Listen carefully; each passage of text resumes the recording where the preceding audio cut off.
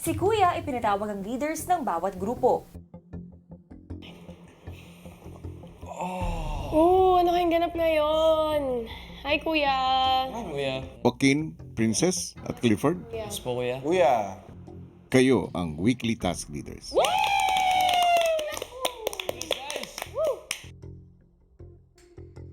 housemates, para sa inyong 11th weekly task na tatawagin kong Build and Balance, ay kailangan nyong magtayo at magbalanse ng 2 block tower sa magkabilang dulo ng siso.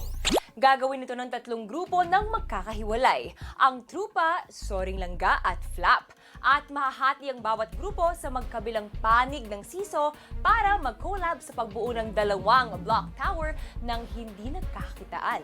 Sa umpisa ay pwede pa nilang hawakan ng siso habang nagtatayo ng block tower. Pero pag umabot na sa isang talampakan ang alinman sa 2 block towers, kinakailangan na nilang bitawan ang siso at mabalanse ito.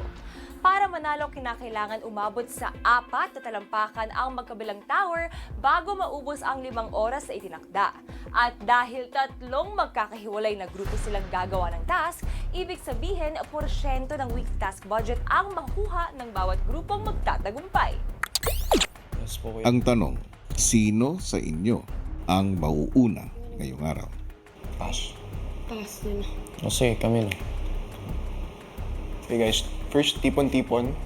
Matapos pagpasyahan kung sino ang unang grupo na sasalang sa weekly task, ay ibinilita na nila sa mga kasamahan ang kanilang gagawin. Ang Soring Langga kaagad naghanda sa pagsisimula ng weekly task. Kami po yung unang sasabak, yung grupo po namin yung unang sasabak, kuya. Siyempre, kuya, kabadong-kabado po kami, kuya. Just go out like this. Okay. Tagulat ako, kuya, na parang, it's really a siso. Kuya, sobrang sensitive po ng siso. Heath, Crystal! Are you guys outside? What is this? Siyempre, 5 hours po yung meron kami, so feeling ko naman more than enough time siya para i-build yung tower po, kuya. Soring Langga, Yes, kuya. ang inyong oras ay magsisimula ngayon. Magtagumpay kaya ang Soring Langga sa kanilang weekly task?